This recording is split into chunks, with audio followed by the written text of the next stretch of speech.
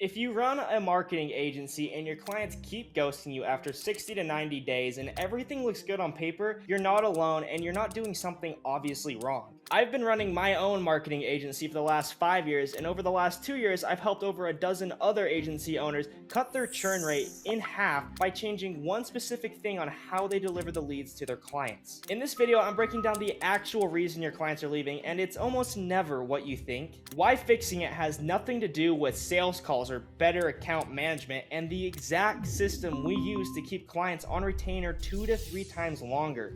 If you're tired of working twice as hard just to replace the clients that are bleeding out the back door, you are going to want to watch this entire thing. All right, let's get into it.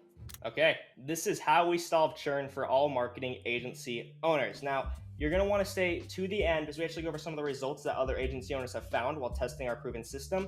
But without further ado, let's get into what this video is about. So we're going to be going over why clients leave and uncover the real psychology behind the churn. We're going to be going over how to qualify prospects to reduce mismatches, the proven system that stops unexpected exits, and setting it up tonight, because me yapping about it is one thing, but you actually setting it up is another, because you need to implement this if you want to actually reduce your churn. So let's jump into it. Why are your clients actually leaving? Well, most of you may think it's like one big blow up. Maybe you had a bad call with them and they were pretty pissed off about something, or maybe a bad campaign month or a missed deadline. But that's almost never the actual reason it happens. Clients leave for more boring reasons, and you need to understand the real psychology before any of it fixes itself. Okay, so let's go ahead and get into something I like to call the 60 to 90 day judgment window. And the reason it's called that is because most of your guys' contracts are structured for that initial 60 to 90 day window to kind of let the client test your services before they renew onto something longer or potentially month to month. So during this 90-day window, there are 3 different stages. And so stage 1 is day 1. The client starts doing math in their head about whether you're worth the spend. So they're thinking about, okay, the ad spend budget plus the actual retainer that they are spending on you. And then we have the second stage, which is days 30 to 60. They're not telling you, they're judging you. They're quietly tallying up the wins and losses. So every lead that they've called that didn't answer, every lead that went straight to voicemail, every lead that said, "Who is this?" they are keeping track in their head. You may not be, but they definitely are. And then you have stage 3, and that is day 90. And this is basically when the decision is made. And everything after that is just them looking for an exit reason. So when they inevitably text you or email you, it's like, hey, we should have a call. They've already made up their mind. They know exactly what they're doing. They're not trying to talk to you. They are telling you. So the 90-day decision is basically made, and everything after that is just them looking for a reason to exit, or they already know the reason for exit, and they're just paying you lip service and telling you they're going to cancel. If you want to use Argus 101, you can click the link below and use it for free for 14 days, and it takes literally 5 minutes to install. So again, click the link below. Now let's get back to the video. So let's go over the confidence erosion and why it's the silent killer that's absolutely plaguing your agency. So confidence erosion, what happens is you think that one disaster is the reason why a client left. You're just like, okay, that was a bad month, I get it. But what's actually happening is it's a slow drip of 5 questionable leads a week that just adds up over time and continually pisses them off because they don't want to deal with people that don't answer the phone. The client's sales team starts complaining in the background. The client's spouse asks why the marketing budget is so high and why they're not seeing that reflect on the business side of things. And the doubt compounds from the sales team to the person that actually hired you to the people at the front desk. All of them are saying the marketing team sucks, and you're sitting there and you're telling them, oh, look at the spreadsheet. The spreadsheet says that we got you X amount of leads and our cost per lead's this and the click-through rate's that. Like, they don't care. So by the time the client says, hey, can we hop on the call? The relationship, it's already over. They're just informing you of the decision. They're being nice, and they're basically letting you down easy instead of just straight up firing you. Now, you always lose the argument with their sales team, and think about it. Most of these people, their sales team are actually in the office. It's very rare where they'll have like a remote sales team. Most of it's either the front desk or they have a dedicated sales department. But when you're on a Zoom call versus their sales team that's there every single day, who do you think actually has their ear more? Your little Zoom call with your Excel sheet, or their sales team that sees them 9 to 8 hours a day, every day? As you can imagine, it's the sales team. So you always lose the argument between your dashboard and their sales team because their sales team is in the office and you're not. Like, there's literally nothing you can do. Trying to argue with the sales team is going to get you nowhere. So that's why you need to actually prove your leads instead of just sending them a list. And honestly, being an agency owner, the most annoying part of this isn't the fact the sales team's ratting you out. It's the fact that there's about 10 other agencies sliding in their emails, sliding in their DMs, promising them better qualified leads. And they're like, huh, that's weird because I am dealing with really terrible leads right now. So as soon as this contract's over, peace. And that brings us to our next point. They're already taking calls from other agencies. You may not know it, but they're probably already on discovery calls with other agencies telling them, hey, I'm locked into this thing for the next 30, 45 days, but after that, we can try something. So the brutal part is by the time you hear about it, 3 other agencies have probably pitched your client, and who you're really competing with isn't their sales team, it's the other agencies that are trying to take your client and poach your client and promising them the same offer, but better leads. So you just lose by default. The version of you 90 days ago didn't have the proof of quality, so there's nothing you can really do. So you know why they leave. The next question is, how do you actually flip that? And the answer has way less to do with sales calls and way more to do with what you put in front of them every single week. Now, I really want to drill home this next bit for you because if you don't understand this, all of what I'm explaining to you is worthless, okay? So this is why you need to validate leads. Picture this. Who do you think the business owner sees every day, Monday through Friday, for at least 8 to 9 hours a day? The sales team. Who do you think gets the benefit of the doubt? The sales team. Who do you think this is going to sound rude, but who do you think they actually like more? The sales team. So when you're sitting there telling them that the sales team's the problem because they're not reaching out to leads fast enough, you're just digging yourself a hole because the person or the business owner, they like their sales team more than you. So when you're trashing their sales team because you can't hold up your end of the bargain and actually deliver good qualified leads, they want to fire you even faster.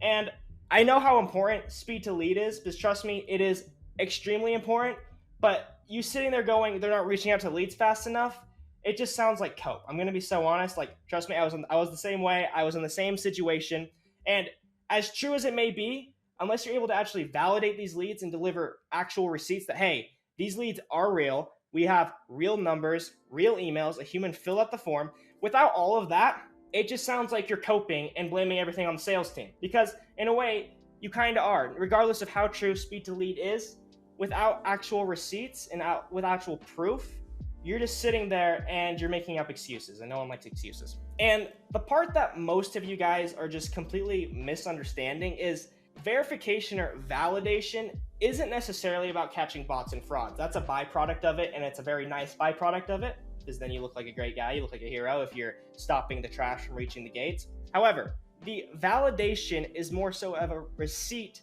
that proves that you're delivering your end of the bargain. So let's get into the next part. Receipts beat the sales team's word every time. So what happens, like I was just saying, is it goes from them getting the benefit of the doubt to now you not only getting the benefit of the doubt, but you actually have proof. So it actually validates your benefit of the doubt. So when you're delivering these real leads and the person isn't calling them in the first 5 minutes, you can genuinely show them that. It's like, here is the go high level. They didn't reach out to them within the first 5 minutes. So of course they didn't answer because they probably already got pitched by someone else.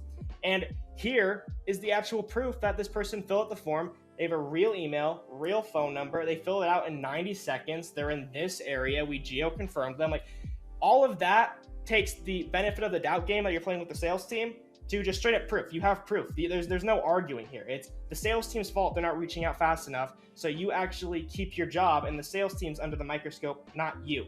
Now, another byproduct of verified leads, other than the fact that you have proven receipts to now not have to deal with the sales team throwing you under the bus, is the fact that they genuinely make your client more money. Verified leads have a higher contact rate, which means more booked appointments, which means increased revenue, which is your whole job, is to increase the revenue and take them from point A to point B in terms of how much they're making per month.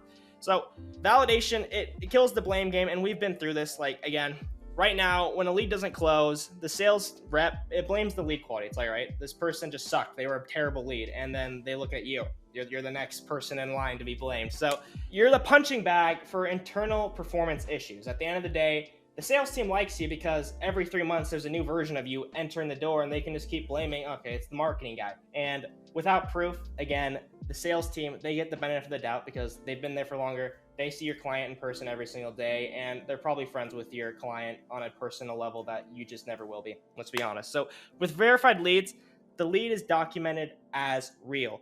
If it didn't close, that's now a sales team's execution problem, not a lead problem. That's a them problem, not a you problem.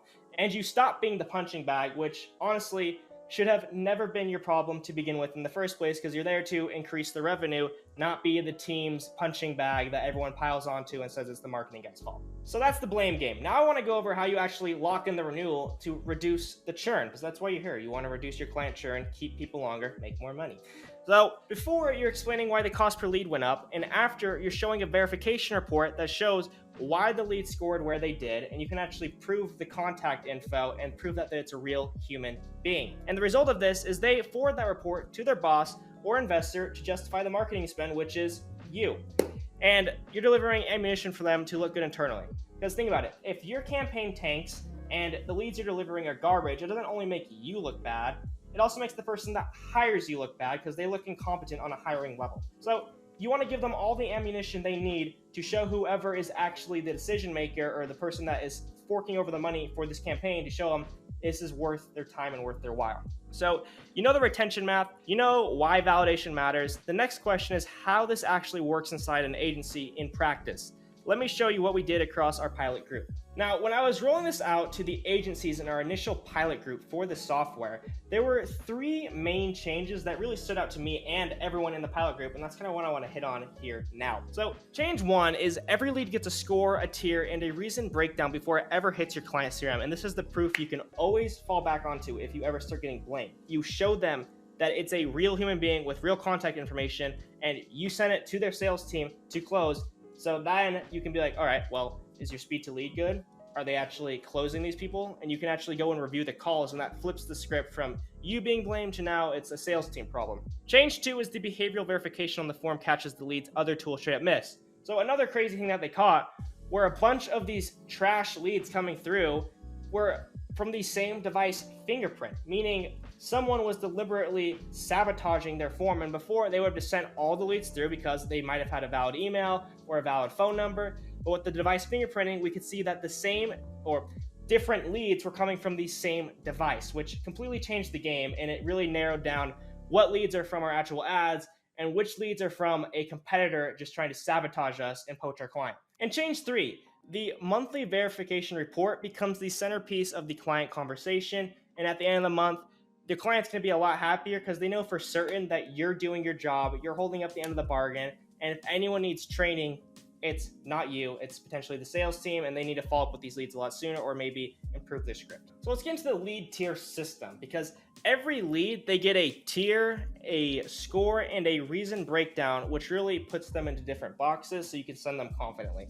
So a premium tier, that flows straight into your client's CRM. There is nothing wrong with the premium leads. They have all valid contact information, they are where they say they are, and they're inside your campaign's actual area. So if you're running a campaign in Florida, the leads actually in Florida has a valid phone, valid email, valid IP, and their behavioral signal suggests they are a human. So those are the premium leads. Next, you have your standard tier leads, and these are usually leads that may have 1 or maybe 2 things wrong with them, but they're still worth sending over. So maybe they put a typo in their email and the email is not valid, but their phone number is a mobile phone number. You still want to hop on that lead and still call them. So those are the standard tier leads, and those flow straight into the CRM automatically as well. And honestly, you can use your own discretion, because with the webhooks, you can actually route leads based on score. So if maybe you only want the higher tier standard ones, then you can route the only higher tier standard ones instead of the lower tier standard ones that are close to the review tier, which is what we get into next. So the review tier, this holds the borderline leads instead of killing them silently. This is something you can go into and look for yourself, and then maybe route them to your client if you have approved it yourself. But it's there so you can actually use manual discretion instead of just instantly routing them. And then the reject tier, these are just like dog shit leads. These are people that are using headless browsers, people like competitors stuffing your forms, or none of their information makes sense at all, and it's just a deliberately bad lead. So those are the tiers, those are how they break down, and behavioral verification on the form catches the leads that the other tools just straight up miss, because we are going over hundreds of different signals, not just a couple. Oh, is the email valid? Is the phone valid? So the pilot results. The agencies in our pilot saw their average client retention go from around 4 months to around 9 to 12 months on retainer, which is absolutely insane. And so now I want to kind of break that down because it is a crazy result. So the reason why a lot of these agency owners were stuck in the 4-month retention period is because after that 90-day judgment window is up, after that, you go month to month. And when you're on month to month, then the client is open to new contract opportunities, new guarantees from other agency owners. So they kind of forget the work that you did, especially if it's a commodity service like just delivering leads. Now, what flips the script is having real verifiable leads that other agency owners probably aren't delivering to their clients the same way that you are. And because of this, you can justify a higher premium on those leads. Since you're delivering less leads, but better leads, you can justify making them pay more per lead if you're on a cost per lead kind of situation with your client. So same ad spend, same campaigns, same team, just verified leads and monthly verification reports. A few of them use the verification data to raise their price per lead pricing by 30 to 50% without losing a single client, which is, again, mind-blowing. Net result, small agencies that were stuck on the churn treadmill suddenly started compounding revenue for the first time and really rolling that snowball and getting it bigger and bigger so they could actually scale and take their agency to that next level. So that is what changed. Now let me quickly show you how to set this up on one of your client funnels so you can reduce the bleeding and do what I promised you at the beginning of this video and reduce your churn. Let's go ahead and jump into it. So the setup is genuinely the easiest part of the whole thing. If you've ever installed a Facebook pixel, you have all the skills you'll need. So here's a quick rundown. First things first, surprising to no one, is you're going to need to go sign up and get your 14-day free trial at argus101.com. So click the link below, sign up, pause the video, and I'll see you in a second. Okay, awesome, you're back. Now, what you're going to want to do is install the one script tag or use the hosted form builder. You can use either or. I mean, the script tag's super easy. You literally just put it on the funnel and you don't have to replace your form or anything, but it's up to you. It's your preference. You can tailor it however you want. Next, use a webhook to connect it to your CRM. The webhooks, they have tons of filters on them, so you can actually kind of be very customizable in that regard. So go ahead and customize that. Next, pull a verification report and send monthly. There you go. That's the setup. Done. And each lead has individual PDF reports as well. So if you just want to report on the lead itself, you can do that, or you can get the actual Excel report for the monthly sheet. Whatever works for you, you can tailor it to your needs. So step one, go ahead and sign up and start the free trial. Pick a plan, get your key, and it's zero risk. We've been over this. If you cancel on the 13th day of the 14-day trial, you will not be charged. So if you're serious about service delivery and you actually want your clients to get the best possible results, there is no reason to not try it. Step two, install it in 5 minutes. So you have two options here. Option one, if you already like your funnel and you don't want to touch anything on the form, go ahead and install the script tag. It's super easy. It's like installing a Facebook pixel. And we also have a debugger on the script tag itself, so it lets you know if it's actually installed or not, and a full dedicated resource section. So there's so much resources on installing the script tag that you should not be intimidated at all. It's super duper easy, and I even have a video inside the website that shows you how to install it. Next, the hosted form builder speaks for itself. It's a drag and drop form builder, and it has the full tracking on it, and it's the embed script like any other embed script. Super easy stuff. And then step 3 and 4. So step 3, connect your client CRM with webhooks. Premium and standard tier leads get routed straight to whichever CRM your client uses, whether that's Go High Level, Salesforce, HubSpot, whatever. If it can accept a webhook, Argus can send it. Okay. You can filter by score. So, for example, only scoring leads 70 or higher gets sent. That's an option. Next is you pull the verification report every month. The dashboard exports a clean monthly report showing total leads, verified rate, average score, and rejected breakdown. Forward it to your client before they even ask about the lead quality. And there's individual PDF reports for every single lead that goes over literally everything. They're like 4 or 5 pages long.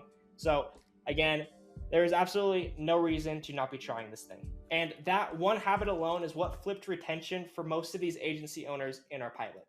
Look, I'm not going to sit here and tell you that Argus is going to magically change all of your client relationships and save every single person. Some clients are bad fits and they are going to leave. But if you are losing clients around the 60 to 90 day mark and they are complaining about lead quality, this is the single most leveraged change you can make to your agency this quarter. And it's not necessarily about catching all the bots or fake leads. It's about being able to prove the lead quality in receipts. So if you want to use Argus 101, you can click the link below and use it for free for 14 days. And it takes literally 5 minutes to install and do your own tests. See what's in your lead quality and see what's actually coming back.